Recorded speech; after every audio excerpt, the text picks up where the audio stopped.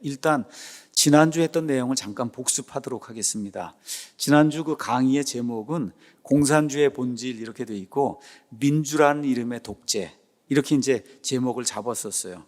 공산주의자들이 주장하는 게 뭐냐? 노동자, 농민, 무산자 계급, 프롤레타리아라고 이제 이야기하는데 이런 사람들을 위한 혁명을 해야 한다. 이렇게 이제 공산주의자들이 부르짖어요.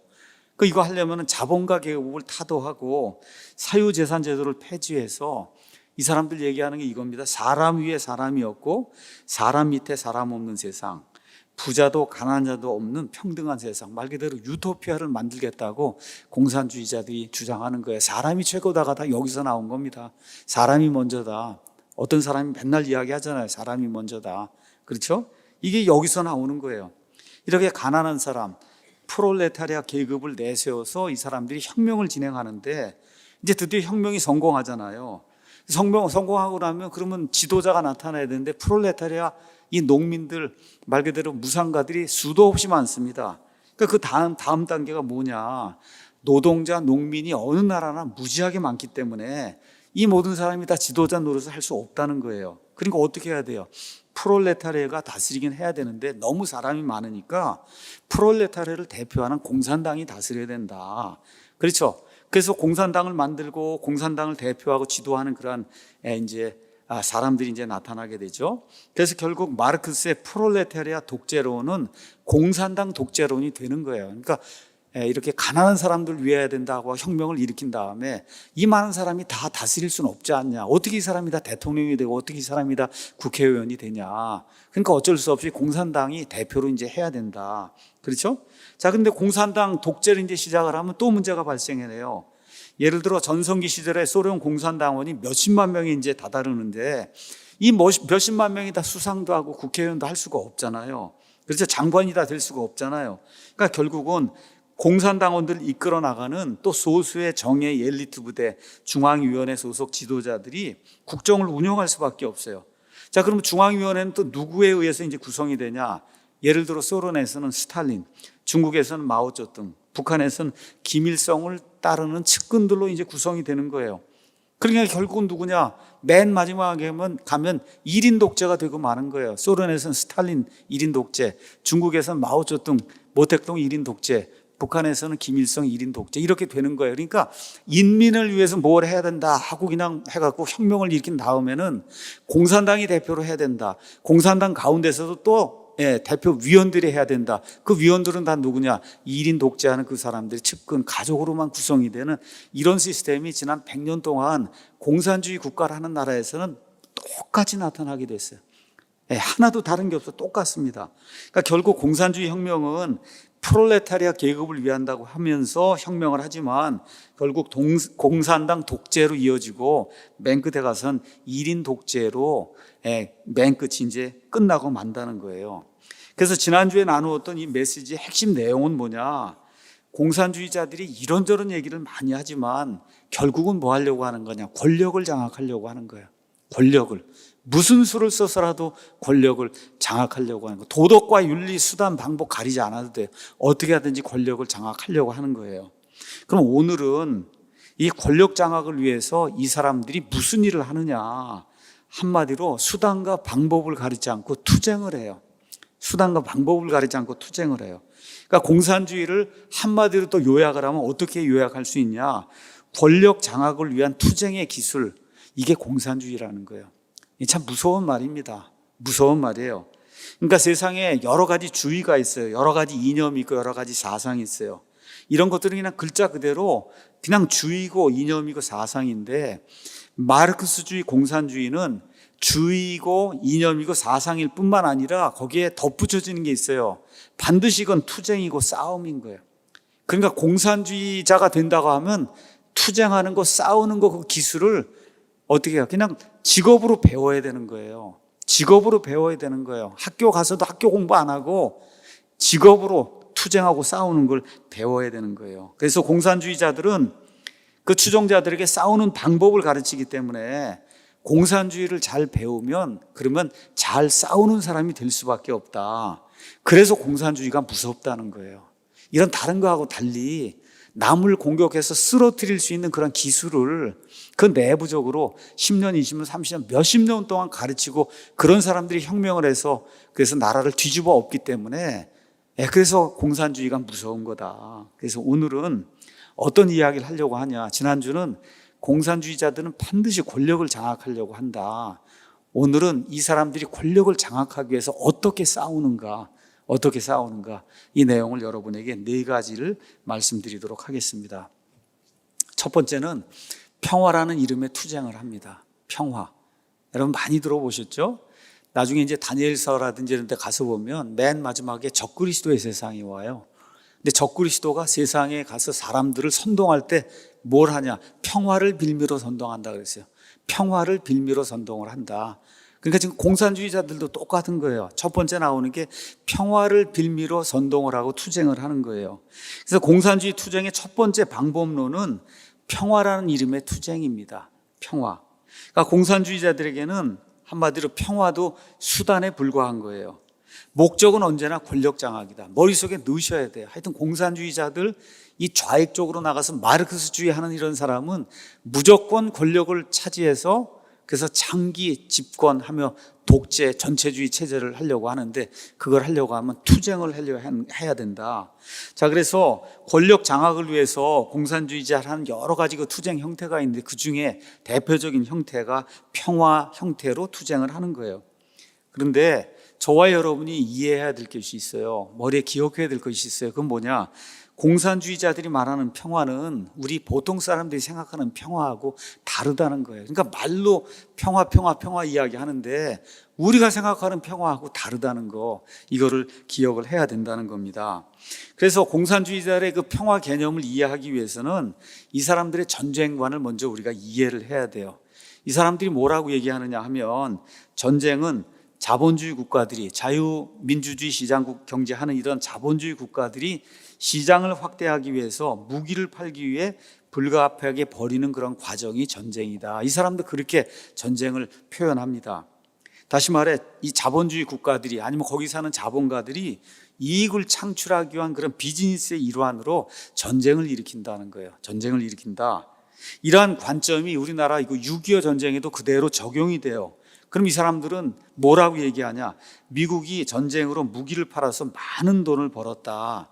6.25 때 한국을 도와준 이유도 재고로 남아있는 무기를 처분하기 위해서 그래서 우리를 도와준 거다. 이런 방식으로 생각을 하고 그런 방식으로 선전선동을 하는 거예요. 한국 내에도 그렇게 이해하고 그렇게 말을 하는, 이건 완전히 궤변이거든요. 무기 팔기 위해서 그렇게 많은 사람들, 자국민을 전쟁터로 보내서 그래서 한 번도 들어보지도 못한 그런 나라를 위해서 싸우다 죽게 만들 그런 나라가 어디가 있어요? 그런 대통령이 어디가 있고. 근데 이 사람이 이런 궤변을 늘어놓는 거야. 무기 팔고 이렇게 해서 이윤을 남기기 위해서 그래서 6.25 전쟁도 도와준 거지 다른 이유가 없다. 근데 저와 여러분이 기억해야 될 게 있어요. 전쟁은 누가 일으키냐? 대부분의 경우 공산주의자들이 일으킵니다. 더 많이 일으켜요. 미국이 한국에서 무기를 팔려고 6.25 전쟁을 일으킨 게 아니라 6.25 전쟁은 누가 일으킨 거예요? 북한의 김일성 공산주의자가 일으킨 거예요. 미국이 일으킨 게 아닙니다. 거기 왔던 그런 나라들은, 그렇죠, 이 유엔에 의해서 만들어진 나라, 아무것도 없는 이 나라가 공산화되는 걸 막기 위해서 우방 국가를 여기 와서 도와준 거지 무기를 팔아먹기 위해서 온 게 아닙니다. 김일성이 쳐들어와서 미국이 도와준 역사는 외면한 채 김일성과 공산주의자들이 전쟁을 일으켰다는 그 사실은 딱 숨겨놓고, 그래서 미국이 일으킨 전쟁에 우리나라 민족은 희생만 당했다, 이런 논리를 펴서 그래서 자본주의를 신랄하게 이제 비난을 합니다. 자, 그 사람들 말에 의하면 자본가, 자본주의 국가만 전쟁을 일으키기 때문에, 그러니까 누가 일으키냐? 자본주의만 일으킨다는 거예요. 근데 실제 역사 그렇지 않습니다. 누가 대개 일으키냐? 공산주의자들이 일으켜요. 근데 그런 건 다 숨겨놓고 자본가 계급, 자본주의 국가가 전쟁을 일으키기 때문에 이 땅에 전쟁이 사라지려고 하면 그럼 먼저 해야 될 일이 뭐냐? 투쟁을 해서, 투쟁이라는 건 싸우는 거예요. 전쟁을 해서라도 자본가나 자본주의 국가를 없애야 된다는 거예요. 여기를 완전히 정복해 내고 공산주의 세상이 이 땅에 만들어져야만, 그래야 진정한 평화가 온다는 거예요. 그러니까 그 진정한 평화를 이루기 위해서 전쟁을 하는 거, 그들이 일으키는 건 그건 평화의 이론이지 절대 전쟁이 아니라는 거예요. 이 사람들이 주장하는 궤변은. 여러분 이해하시겠죠? 그러니까 레닌이라는 사람이 프롤레타리아 혁명의 군사 강령에서 이렇게 얘기합니다. 우리가 한 나라에서뿐만 아니라 전 세계에 걸쳐서 부르주아, 즉 자본가 계급을 완전히 타도한 뒤에라야만 비로소 전쟁이 사라지게 된다는 거예요. 자, 그러면 이걸 한번 가만히 생각해 보면 부르주아 계급을 타도해야만 평화가 온다 이 사람들이 주장하는데, 그럼 부르주아 계급 아니면 부르주아 국가, 미국이라든 이걸 타도하려면은 어떻게 돼요? 전쟁을 일으켜야 되잖아요. 그렇죠? 전쟁을 일으켜야 타도할 수 있는 거예요. 그럼 그렇게 전쟁을 일으키는 거는 평화를 가져오기 위한 전쟁이기 때문에 이거는 좋은 거라는 거예요. 이거는 괜찮은 거다. 자본주의 국가나 자본가를 없애기 위해서 투쟁하는 것은 그건 평화를 가져오기 위한 거기 때문에 엄밀한 의미에서 투쟁이나 전쟁이 아니라고 이야기하는 겁니다. 그러니까 이런 식으로 말을 뒤집어 엎는 거예요. 궤변인 겁니다. 공산주의자들이 폭력을 가해도 이거는 뭐예요? 평화로운 행동인 거예요. 왜 그래요? 맨 마지막에 공산주의 평화로운 세상을 만들기 위해서 어쩔 수 없이 이걸 해야 된다, 그렇게 이야기하는 겁니다. 그래서 전쟁을 일으키더라도 평화로 나아가기 위한 숭고하고도 불가피한 과정이라고 이야기를 하는 거예요. 6.25 전쟁도 마찬가지예요.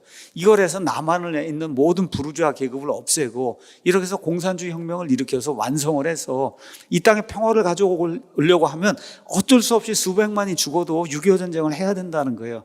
이런 궤변을 이제 펴는 거예요. 왜 그러냐? 자본가가 없어지는 것이 평화로운 세상이기 때문이다. 자, 그래서 자본가들이 이런 걸 막기 위해서 전쟁에 참여하면 무조건 잔인한 전쟁광이라고 이제 이야기하고 무기 팔아먹기 위해서 그래서 이제 전쟁을 한다. 이런 식으로 이야기를 하는 거예요. 그러니까 공산주의가 전쟁을 일으키면 로맨스고 자본주의자들이 거기에 나서서 그렇죠? 저지하기 위해서 전쟁에 참여하게 되면 이건 불륜이라는 거예요. 여러분 같은 전쟁을 두고도 그렇게 자기들이 하는 거는 로맨스고 그렇죠. 다른 나라 사람들이 그 전쟁을 막기 위해서 그 하는 거는 그건 불륜이다. 이런 식의 궤변을 늘어놓는다는 거예요. 제가 요 근래에 공산주의자들에 대해서 이런저런 이야기를 많이 이제 듣고 공부도 하고 또 유튜브 이제 듣고 다닙니다. 이렇게. 요새 차별금지법도 있고 이게 왜 이런 일들이 생기고 도대체 왜 마르크스주의하고 성혁명하고 이게 무슨 관계가 있나 참 무섭더라고. 가서 이렇게 들어보면 마귀가 하는 일이 우리 일반인들이 생각하는 것과 전혀 다른 차원의 정말 이상한 그런 일들, 인간으로서는 생각해 볼 수 없는 그런 일들을 하는 거예요. 그러니까 얼마나 이런 것들이 무서우면 6.25 전쟁이 생길 때까지 그렇지 한 4년, 5년 동안에 수많은 사람들 넘어왔고 6.25 전쟁 일어난 다음에 나중에 많은 사람들이 이북에서 다 넘어와서 그 사람들이 결국 이 대한민국 발전에 지대한 그런 영향을 끼치고 교회의 발전에 지대한 그런 그 영향을 끼치고 그랬잖아요. 왜 그러냐? 실제 살아보면 사람이 살 때가 못 된다는 거예요. 사람이 살 때가 못 된다. 자, 그래서 자본가를 타도하는 것이 계급투쟁인데 자본가를 타도하기 위해서는 어떻게 해야 되냐? 무력이든 전쟁이든 폭력이든 하여튼 과격한 방법을 다 동원해서라도 자본가를 타도해야 된다는 거예요. 근데 자본주의 세력이 너무 세력이 강할 때는 전쟁을 일으켜도 승산이 없잖아요. 이럴 때 내세우는 투쟁의 형태가 바로 평화 공존 정책입니다. 이걸 잊어버리면 안 된다는 거예요. 그래서 공산주의자들이 평화하자 그러고 뭐 이렇게 얘기할 때는 이길 승산이 없을 때 일단 이걸 가지고 하는 거구나. 이렇게 저와 여러분이 이해해야 되고, 그래서 적을 타도할 만한 역량이 갖추어지지 않을 때는 전략적으로 평화를 내세우는 거다. 자, 그런데 적을 이길 수 있는 그런 역량이 갖추어졌어요. 근데 그 갖추어진 상태에서 적을 타도하겠다는 의지를 싹 금방 보이면은 적이 금방 준비를 하니까 적이 방심하도록 하기 위해서 그때도 어떻게 해요? 평화를 해야 된다는 이와 같은 그 선전선동을 이제 한다는 거예요. 그러니까 여러분 선전선동이라고 하는 거 이거 민주주의 국가에서는 별로 그 좋은 말 아니에요. 선전선동. 이 선전선동은 공산주의 국가에서만 있는 거예요. 사실은 선전선동이라고 하는 게. 그래서 공산주의자들이 이게 평화하자고 하는 이 선전선동 이런 거는 투쟁을 중단하는 평화가 아니라 계속해서 투쟁을 하는 그런 형태요, 방법이요, 수단이다. 제가 이번에 이걸 또 준비하면서 이호 목사님의 글을 읽고 참 여러 가지를 많이 배웁니다. 한국의 역사를 살펴보겠습니다. 참 놀라운 일이에요. 이런 거 누가 가르쳐 주지 않아요. 이호라고 하는 그 목사가 이거 다 공부해 갖고 저와 여러분에게 가르쳐 주는 거예요. 이런 역사가 있어요. 1950년 6월 25일에 6.25 전쟁이 생긴 건 아시죠? 근데 생기기 전에 6월 7일에 평양 방송에서 이런 내용을 내보내요. 평화적 조국 통일을 위한 호소문, 이렇게 해서 호소문을 발표하는 거 6월 7일에. 그때만 해도 북한의 경제력이 남한의 40배로, 그 정도로 북한이 강력한 그런 나라였어요. 자, 그래서 압도적인 경제력으로 대대적인 방송 공세를 이제 편 거예요. 남한에다 대고. 뭐라고 이제 얘기했냐.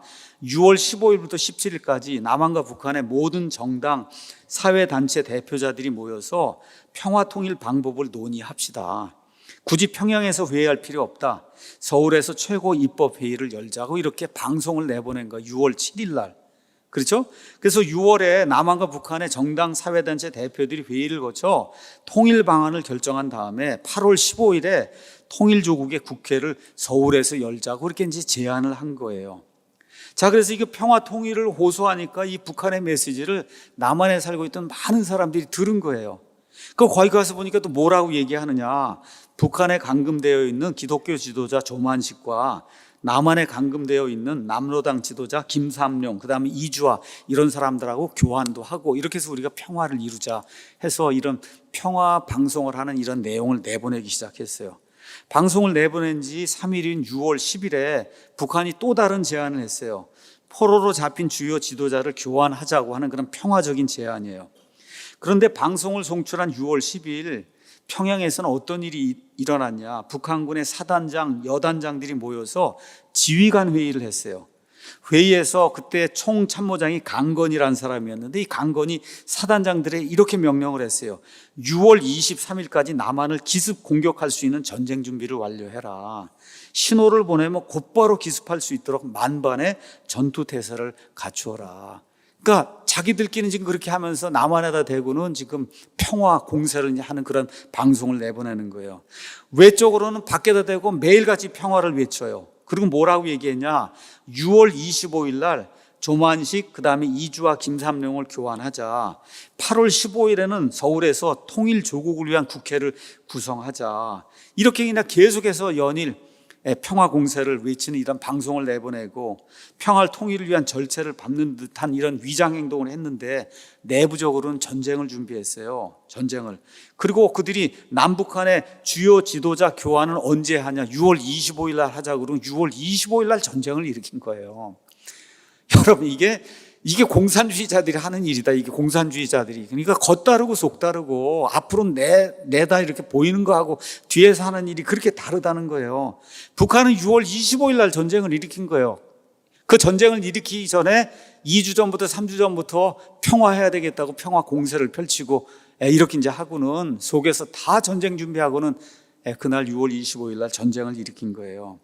자, 그러면 북한이 이렇게 평화 공사하자고 할 때 이걸 깨달은 사람이 있었냐? 남한의 지도자들은 그 시간에 뭘 했냐? 남한의 주요 정당 사회 단체인지 지도자들은 서로 피 튀기면서 싸우고 있었다는 거예요. 왜 싸우느냐? 북한이 6월 25일에 회의하자고 제안하니까 서로 그 열리는 회의에 대표가 되려고 내가 가겠다, 네가 가겠다 하고 그렇게 해서 대표가 되려고 피가 나게 그냥 싸웠다는 거예요. 내가 대표로 가야 된다. 우리 당이 대표로 가야 된다. 우리 단체가 가야 된다. 다른 자들이 가면 안 된다. 이거 놓고 그렇게 남한에선 싸웠다는 거예요. 그러니까 김일성이 던진 미끼를 물기 위해서 남한에선 그렇게 피 튀기면서 싸움을 벌였는데, 그렇죠? 기습 공격 당한 게 바로 6월 25일 여기 조만식 씨하고 이런 분들하고 모든 포로 이제 교환하자고 한 바로 그날 탱크를 몰고 그리고 이 남한 땅 침략하는 그런 일이 생겼다는 거예요. 자, 또 하나의 예가 있습니다. 1972년 7월 4일에 우리가 보통 남북 공동선명이라고 하는 거, 이런 거 이제 발표했다는 얘기 이제 들어보셨죠? 자, 거기 가서 보면 이런 내용이 있어요. 사상과 이념, 제도의 차이를 초월하여 우선 하나의 민족으로 민족적 대단결을 우리가 도모해야 된다. 통일은 서로 상대방을 반대하는 무력 행사에 의거하지 않고 평화적 방법으로 실현을 해야 된다. 남북 사이의 긴장 상태를 완화하고 신뢰의 분위기를 조성하기 위해 서로 상대방을 중상 비방하면 안 된다. 크고 작은 것을 막론하고 무장 도발하면 절대 안 된다. 이런 내용이 1972년 7월 4일 남북 공동 성명이라고 통해서 이제 발표가 됐어요. 그렇죠? 역사적인 사건이에요. 거기 가서 보니까 뭐라고 써있냐? 크고 작은 것을 막론하고 양측이 무장 도발을 하지 않는다. 얼마나 감동적인 내용이에요. 남한의 많은 사람들이 박수를 치고 다 그렇게 했잖아요. 근데 이런 감동적인 공동 성명을 발표해 놓고 8개월 지난 1973년 3월에 제주도, 우도, 전라남도, 완도 여기에 북한이 무장 공비들을 침투시키고 이런 악한 일들을 저지른 거예요. 그러니까 앞으로 겉으로는 남북 공동 성명 이런 거 발표하고는 뒤로는 무장 공비를 보내는 거예요. 이게 이런 성명 발표하고 나서 몇 달 지나지 않아서 이루어진, 우리나라 땅에서 이루어진 역사적인 사실입니다. 자, 그러면서 이호 목사님이 한번 2018년을 다시 한번 생각을 해보자. 2018년에 무슨 일이 일어났나. 2017년 가을에 이 대한민국 땅이 아주 어수선했어요. 왜냐하면 2018년 3월에 5월에 전쟁이 난다, 9월에 전쟁이 난다.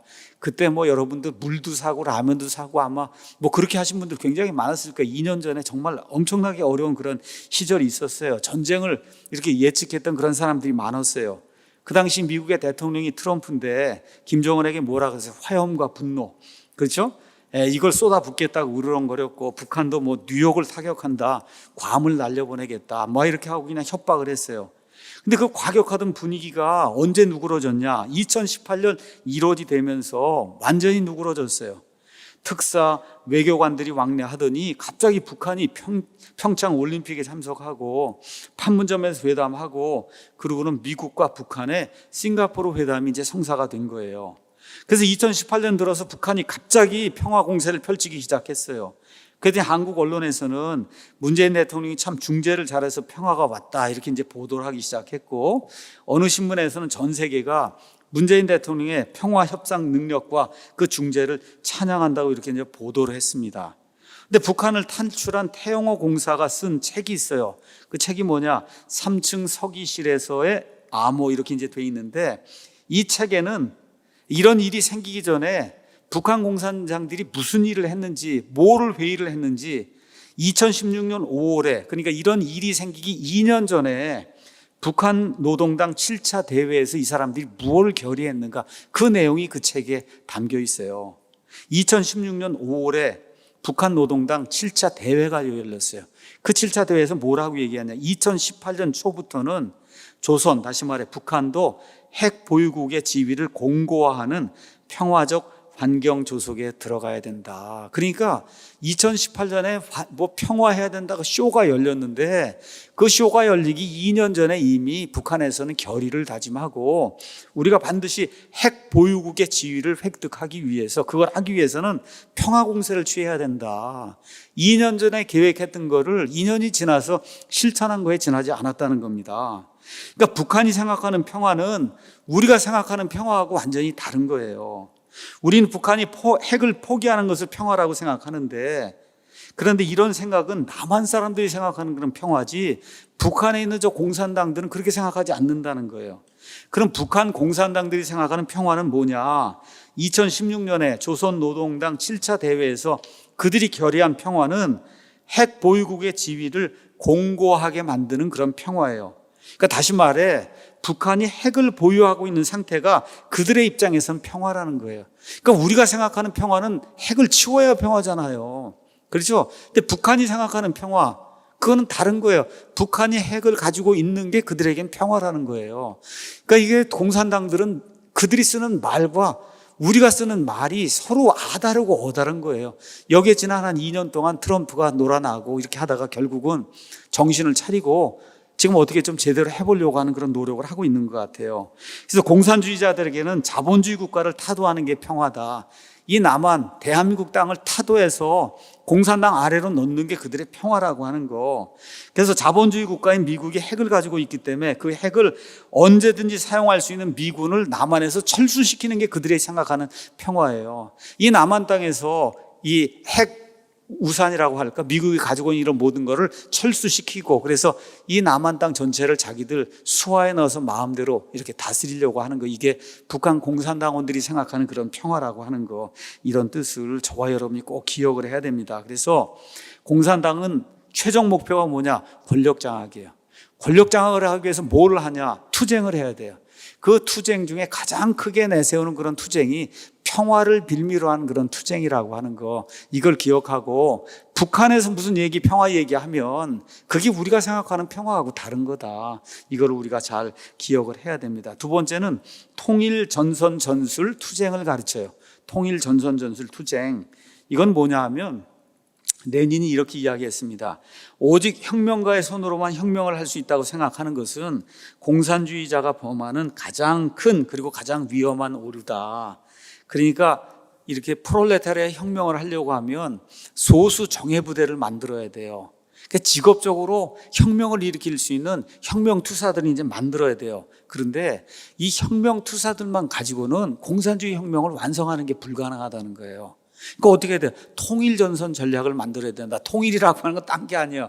사회에 있는 거의 모든 단체, 모든 정당, 모든 걸 다 포섭을 해서, 그래서 공산당 혁명에 참가할 수 있도록 그렇게 만들어야 혁명이 가능하다는 거예요. 그러니까 소수정의 혁명가들만 가지고는 혁명을 성공시킬 수가 없다는 거예요. 그래서 레닌이 뭐라고 얘기했냐? 통일전선 전술을 이해하지 못하는 자는 마르크스주의를 털끝만큼도 이해하지 못하는 자다. 자, 그러면 통일전선 전술이 뭔지 잠깐 설명하도록 하겠습니다. 소수의 혁명가가 다수의 대중들을 조종하는 방법, 다수의 다른 세력들을 움직이는 방법, 다수를 꼭두각시처럼 만들어서 공산주의자들의 목적을 달성한 방법, 이렇게 하기 위해서 사용하는 그런 방법이 통일전선 전술이에요. 자, 공산주의를 이해하려면 통일전선 전술을 이제 이해해야 되는데, 레닌이 뭐라고 이야기하느냐? 공산당은 다른 세력들이나 단체들과 더불어 행동을 통일하고, 그 중에서도 근본적 문제에서 공산당과 견해를 달리하는 자들과 협력할 수 있는 능력을 보여줘야 된다. 그러니까 공산당 혁명을 이루기 위해서는 어떤 단체, 어떤 정당, 심지어 기독교와도 하나가 돼서 그렇게 하고 공산당 혁명을 일으켜야 된다는 거예요.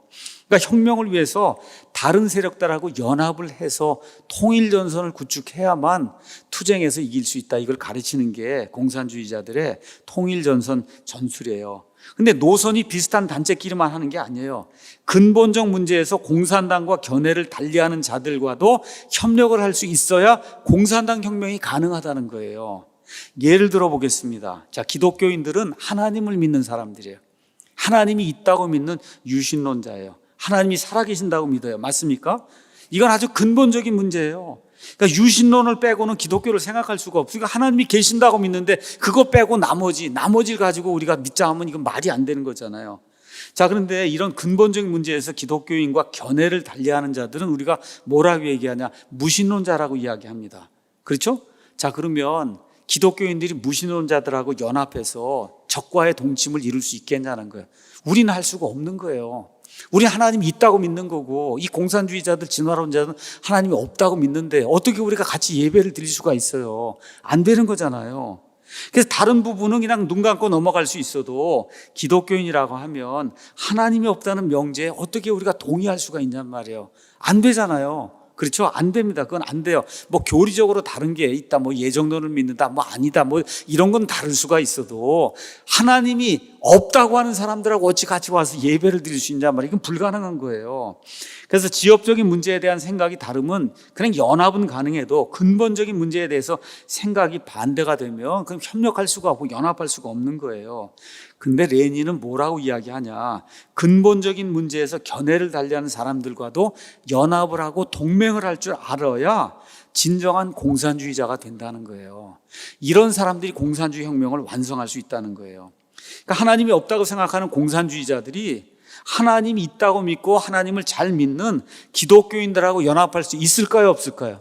공산주의자는 할 수 있다는 거예요. 공산주의자들은 또 그렇게 마땅히 해야만 공산혁명을 완성할 수 있다는 거예요. 그래서 이호 목사님이 이렇게 얘기해요. 저는 이런 장면을 여러 번 살면서 목격을 했습니다. 확고한 복음주의자이자 투철한 반공주의자로 왼쪽 진영 근처에만 가도 경기를 일으키던 그런 목사님들이 어느새 좌파들과 한솥밥을 먹고 있는 거를 지금 살면서 내 눈으로 여러 차례 목격을 했다는 거예요. 왜 그러냐? 근본적인 문제에서 견해를 달리하는 목회자들을 이들이 교묘하게 구워 삶아서 이용하는 이와 같은 그 과정을 직접 제 눈으로 봤습니다. 그래서 공산주의자들이 이와 같은 그 전술에 대한민국의 많은 교회들이 넘어가고 있습니다. 평화하자고 하는데 다 넘어가는 거 아닙니까? 평화하자고 하니까. 그렇죠? 근데 그 사람들이 얘기하는 평화는 공산주의 평화예요. 이거 우리가 이야기한 그런 평화가 아닌데도 평화하자고 그러니까 그쪽으로 넘어가는 거를 이호 목사님 같은 경우 많이 자신의 삶에서 보게 됐다. 그렇게 이야기하는 거예요. 그래서 레닌이라고 하는 사람이 뭐라고 얘기했냐? 통일전술 이걸 이제 만들기 위해서 양심 따위에 구애받지 말고 뭐 뒤통수나 등에 칼 꽂는다 뭐 이런 얘기 이런 거 듣는 거 그거 너무 무서워하거나 두려워하지 말라. 쓸데없는 그런 소리 하지 마라. 혁명을 위해서라면 프롤레타리아가 어제 동지에게 충분히 칼을 꽂을 수 있다는 거예요. 혁명을 위해서라면 어제까지 살고 죽겠다 그러고 그렇게 좋아하던 그런 사람도 그날 가서 비수를 꽂을 수 있다는 거예요.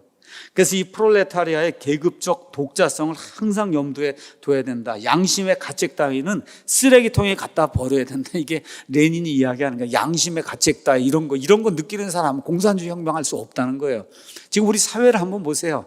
지금 말 그대로 양심의 가책을 느끼는 그런 사람이 얼마나 있는가.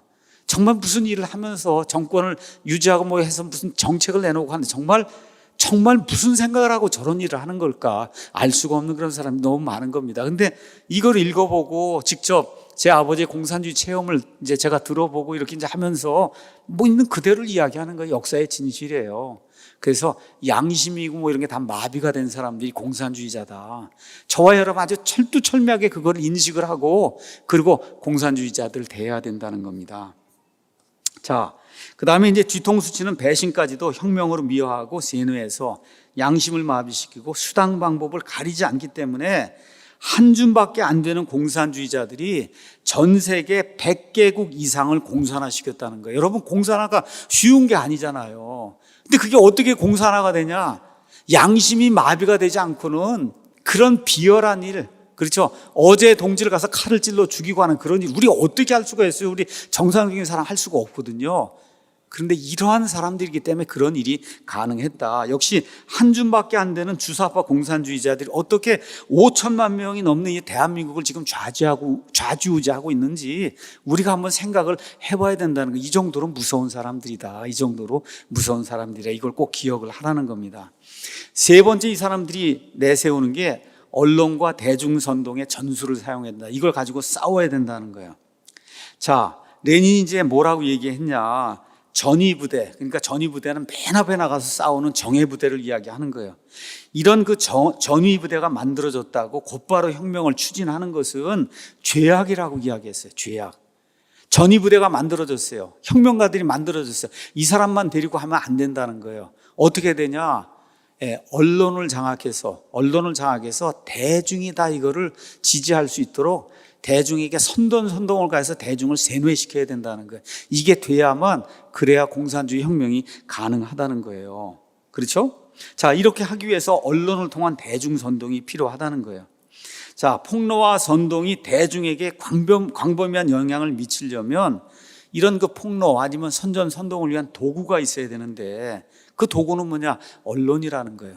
지금 대한민국의 언론을 여러분이 한번 보시면 알 거예요. 어떻게 되어 있는가. 이게 다 누구의 전술이냐? 레닌이 가르쳐 준 거예요. 지금부터 100년 전쯤에 공산주의 혁명을 일으키려면 그러면 사람들 세뇌시켜야 되는데 세뇌시키려면 많은 사람들이 보는 대중매체, 언론, 그 당시에는 신문이었거든요. 신문을 장악을 해야 된다는 거. 신문을 장악을 해야 된다. 그래서 1917년에 공산주의 혁명에 의해서 러시아가 이제 멸망을 했어요. 그때 공산주의자들의 숫자가 많지 않았습니다. 볼셰비키 그 당원이 100명도 채 안 됐다는 거예요. 이런 사람들이 혁명을 일으켜서 저 큰 나라 이 러시아를 완전히 공산주의 국가로 만들어 버렸어요.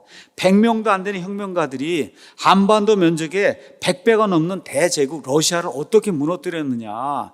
선전선동을 통해서, 언론의 선전선동을 통해서 국민들을 세뇌시키는 그런 작업을 통해서 이 일을 이루었다는 거예요.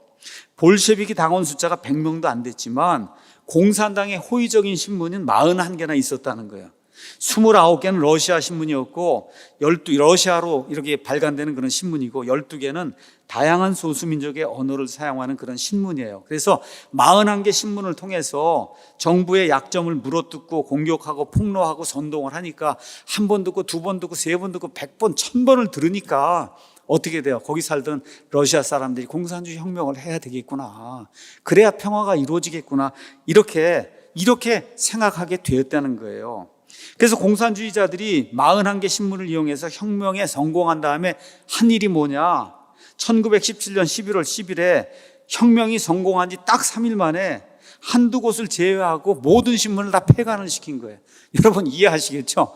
예. 이 공산주의 혁명을 이용하기 위해서 41개 그 신문사를 동원해갖고 사람들 세뇌시켜 놓고 공산주의 혁명이 시작이 돼서 성공을 하고 나니까 성공하고 나서 딱 3일 만에 한두 개 빼고는 신문사를 폐간을 시켰다는 거예요. 폐간을. 어제까지 함께 싸우던 신문사들이 배신을 당해 문을 닫게 되니 얼마나 황당했겠습니까? 자, 언론의 자유를 탄압하지 말라고 이제 항의하니까 레닌이 뭐라고 이야기하느냐. 이런 신문들을 그대로 두고 관용을 베푸는 것은 우리가 사회주의자가 되는 것을 그걸 그만두는 것이다. 국가는 폭력을 행사하기 위해 건설된 그런 제도다. 그렇기 때문에 우리는 인민을 위해서 폭력을 조직하려고 생각한다. 불행하게도 이번에 폐쇄된 것은 신문의 전부가 아니었다. 머지않아서 몽땅 다 신문사들이 폐쇄가 될 거다. 이게 공산주의자들의 전략이라고 하는 거, 이걸 저와 여러분이 기억을 해야 돼요. 그래서 공산당 혁명을 위해서 언론의 자유를 외칩니다. 좋다 그러고 언론의 자유를 외쳐요. 근데 공산화에 성공한 다음에는 무자비하게 언론을 탄압하는 이런 일이 이제 생긴다는 거예요. 이거 적그리스도의 전술 전략하고 똑같아요. 평화하자 그래서 지금 종교 다 하나가 된다 그러고 아마 올해인가 전 세계 그 종교 지도자들이 모여서 종교 회의 하자고 하나가 되자고 하는 거 쇼를 또 했는데 이거 하죠. 경제 하나든 다 하나가 된다고 이렇게 한 다음에 나중에 적그리스도가 딱 정권을 잡으니까 어떻게 해요? 여기 손이나 이마에 표가 없는 자는 물건을 사고 팔지 못하게 하면서 철권 통치를 이루면서 다 죽여버리는 그런 일들을 이제 진행하잖아요. 그래서 요한계시록 17장 18장에 가면 음료체제, 그렇죠. 이 적그리스도를 도와주는 그런 종교체제, 바빌론 음료체제가 종교를 하나로 만들어 놨는데 어떻게 해요? 적그리스도가 그 음료를 죽여버리잖아요. 그렇죠. 이용할 때까지 다 이용해 먹고는 이제 자기가 정권을 다 잡으니까 종교체제를 다 죽여버리는 그런 일이 그 안에 기록이 되어 있는데 마귀가 하는 짓이 똑같습니다. 마귀가 하는 짓, 적그리스도가 하는 일이든 공산주의자들이 하는 일이든 다 똑같다. 마지막으로 네 번째가 공포전술이에요. 공포전술.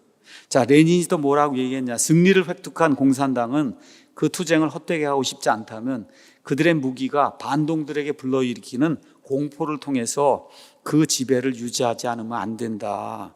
그러니까 혁명에 성공한 다음에는 반혁명분자들이 반격을 하지 못하도록 어떻게 해야 되냐. 공포정치를 펴야 된다는 거예요. 요새 우리나라도 얼마나 무서운지 몰라요. 공포정치를 펴야 된다는 공포정치. 그렇죠? 공포를 깊숙이 민중들의 마음속에 이렇게 박아 넣어서 반항 자체를 아예 못하게 그렇게 만들어야 된다.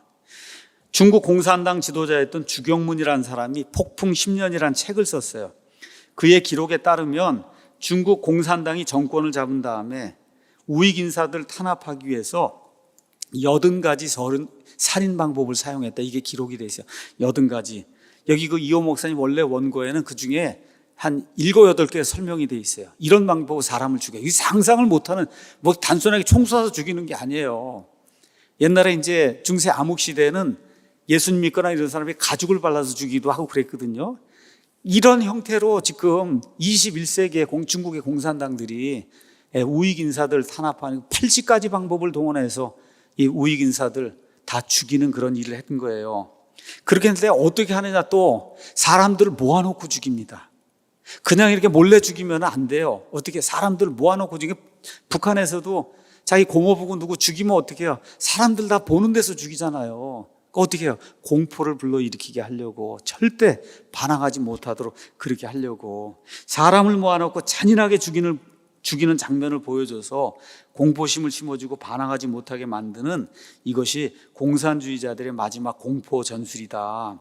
다양한 방법으로 수천만 명을 죽였던 학살자들의 후예가 지금의 중국 공산당에 이런 방식으로 한 5천만 명의 사람을 이런저런 명목으로 문화혁명 이런 걸 통해서 중국의 공산당이 죽였어요. 그 일을 한 사람이 누구냐? 마오쩌둥이에요. 마오쩌둥. 근데 민주인권을 부르짖는 이 대한민국의 정치인들이 지금 친중정책을 편다는 게 말이 되느냐? 친중정책이라는 게 뭐예요? 바로 이런 공산당 정책이거든요. 그래서 이호 목사님이 얘기하는 거예요. 입으로는 인권, 민주 운운하면서 실제로는 학살자들만 좋아하는 것 아니냐. 이게 우리 대한민국의 정치 지도자들이 해야 될 그런 일이냐. 북한 정권에게 러브콜을 보내고 중국 공산당 앞에서 납작 엎드러지는, 저 북한 김정은이 앞에서 납작 엎드러지는 이런 일을 하는 거, 이거 올바른 일이 아니다. 결론의 말씀 좀 드리겠어요. 공산주의는 살인과 거짓의 영이 만들어 놓은 그런 체제예요. 그들이 거짓말을 너무 많이 하기 때문에 밥 먹듯이 거짓말하면서 너무나 숙련이 돼서 아주 전문적인 솜씨를 발휘하기 때문에 지금 한번 보세요. 제가 누구라고 이야기하지 않아요. 정부에 누가 나왔다, 뭐 청문회 지금 나왔다 한번 보시라고요. 보시면 알 거예요. 보시면은 참 정말 얼마나 그렇게 뻔뻔한지 알 수가 없어요. 그래서 아주 전문적인 그런 거짓말 솜씨를 발휘하기 때문에 진짜처럼 보이고 들리도록 너무나 잘하기 때문에 사람들이 이제 속아 넘어간다는 겁니다. 그래서 이호 목사님 이렇게 얘기해요. 방송에 출연하는 운동권 출신 작가, 평론가들 얘기를 들어보면 어떻게 저 사람은 10년, 20년 쉬지 않고 거짓말을 할까? 정말 그들의 성실함에 감탄하게 된다는 거예요. 어떻게 이렇게 보면 너무 거짓말하는 게 뻔한데 어떻게 저 사람은 10년, 20년, 30년, 40년을 출기차게 성실하게 거짓말을 할까? 너무 감탄할 지경이라는 거예요. 왜 그러냐? 공산주의 자체가 거짓말이기 때문에 그렇다. 거짓이기 때문에 그렇다는 거예요. 사람이 중심이다. 사람이 먼저다. 당신이 주체가 돼야 된다. 우리 민족이 제일이다. 인민의 지상낙원. 이거 다 북한이 내거는 그런 슬로건이거든요. 말만 들으면 너무 좋은 거예요. 근데 아까 이야기했던 그 중국의 주정문이라는 사람이 언급처럼 공산주의자들의 말과 글만 보면 말 그대로 천국이 온 것 같다는 거예요. 근데 공산주의자들의 구호가 사실은 거짓이요, 허상이라고 하는 것을 이런 구호 자체가 우리에게 보여주는 거다. 이호 목사님 이렇게 이야기합니다. 지금 우리나라가 그런데 불행하게도 이런 비슷한 상황이 지금 놓여 있습니다. 공산주의자의 말을 듣고 북핵 문제가 해결된 것처럼, 마치 평화가 이 땅에 온 것처럼, 자유와 번영의 시대가 열린 것처럼 많은 사람들이 이 거짓에 말려 들어가서 환상에 취해 있습니다. 그러나 거짓말이 아무리 좋아도 그건 현실이 아닙니다. 공산주의자들의 거짓말에 속아서 숱한 나라들이 공산화되었습니다. 거짓의 대가는 참혹했습니다.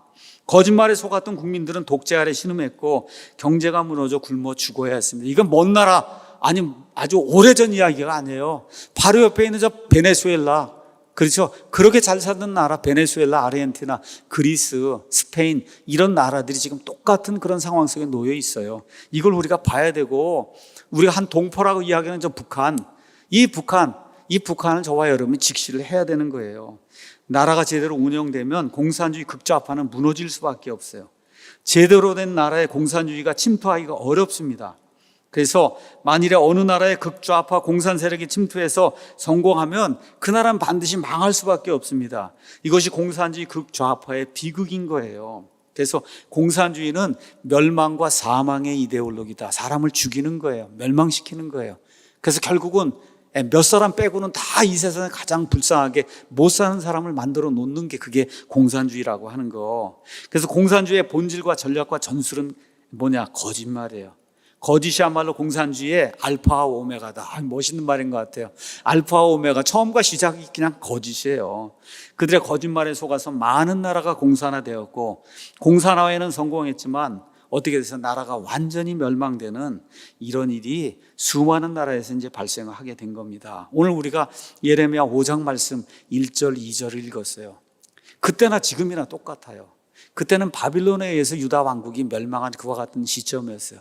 하나님 뭐라고 말씀하세요? 판단의 공의, 재판을 할 때 옳은 건 옳다고 그러고 그런 건 그르다고 이야기하는 사람이 예루살렘에 한 명도 없다는 거예요. 그런 재판관이 종교 지도자들 가운데 없다는 거예요. 진리를 추구하는 사람 한 명이라도 데리고 와봐라. 그럼 내가 예루살렘을 용서하겠다. 하나님이 그렇게 말씀하세요. 자, 이런 것들을 우리가 기억을 하면서 지금 21세기 정말 어려운 시절 우리가 지금 거치고 있습니다. 근데 우리 그리스도인은 어떤 사람이냐? 고린도서 13장에 가서 보니까 우리는 오직 진리만을 위해서 사는 사람이다. 그렇게 성경이 이야기하고 있어요. 우린 진리의 사람들이에요. 왜 그러냐? 예수님이 나는 길이요 진리요 생명이다. 진리라고 말씀했기 때문에, 아버지의 말씀은 진리라고 말씀했기 때문에 이 성경 말씀 우리가 좋다 그러고 매일같이 있는 이 성경 말씀이 100% 진리이기 때문에 우린 진리의 사람들이에요. 이 진리에 지금 이 시간에 가장 큰 대적하는 그런 시스템이 뭐냐? 공산주의, 사회주의 시스템이기 때문에 오늘 어쩔 수 없이 목사가 또 50분 시간을 들여서 여러분에게 공산주의는 이래서 안 되는 겁니다 하고 여러분에게 안타까운 심정을 가지고 그리고 여러분에게 말씀을 전하는 거예요. 공산주의의 핵심은 뭐냐? 권력을 장악하는 거예요. 그래서 소수가 저 위로 올라가고 나머지는 다 완전히 패망하게 만드는 이것이 공산주의의 핵심이에요. 수많은 사람을 죽이는 시스템이에요. 이걸 이루기 위해서 수단, 방법 이런 거 가리지 않는 게, 수단, 방법을 가리지 않는 게 공산주의예요. 그럼 그걸 이루기 위해서 뭐가 필요하냐? 권력 장악을 위해서 싸우는 게 필요하다. 그러니까 싸움꾼을 만드는 게 그게 공산주의라고 하는 걸 기억을 하시고, 우리 아이들, 성도들이 이와 같은 그 공산주의자들의 전략에 넘어가지 않도록 우리가 철저히 교육하는 그런 일이 필요하다. 한마디로 얘기하면 공산주의자들이 얘기하는 건 사과를 사과라고 해도 믿으면 안 된다는 거예요. 안 되는 겁니다, 여러분. 그거는 무릎을 꿇려서 우리에게 순종하게 만들어야지. 그렇게 해서 우리가 다스리면서 이걸 민주체제 안에 집어넣는 건 가능해요. 그리고 반대는 불가능한 겁니다, 여러분. 먹히는 거예요. 우리가 먹히지 않으면 그들이 먹히는 거예요. 이런 싸움을 지금 우리가 하고 있는 건데 우리가 무력으로 할 수 없기 때문에 하나님 앞에 간절히 기도하는 겁니다. 아침, 점심, 저녁 시간이 날 때마다 이 나라를 하나님께서 지켜주시고 공산주의에서 벗어날 수 있도록 하나님께서 은혜를 베풀어 주시고 우리가 회개할 때 우리를 지켜주시고 우리 아이들을 지켜주시기 바랍니다 하고 하나님 앞에 우리가 간절히 기도하는 겁니다. 은혜와 긍휼이 풍성하신 하나님께서 이 나라를 지켜주실 줄로 믿습니다. 역대기야 7장 14절에 내 이름으로 불리는 내 백성이 자기를 낮추고 기도하여 내 얼굴을 구하고 자기들의 악한 길들에서 떠나면 그때 내가 하늘에서부터 듣고 그들의 죄를 용서하며 그들의 땅을 고쳐주시겠다고 하나님께서 말씀해 주셨으니 이 말씀을 기억하시고 하나님 앞에 간절히 기도해서 이 나라를 유지하고 살리는 우리 대한민국의 모든 기독교인들이 되기를 예수님의 이름으로 축원합니다. 기도하고 마치겠습니다.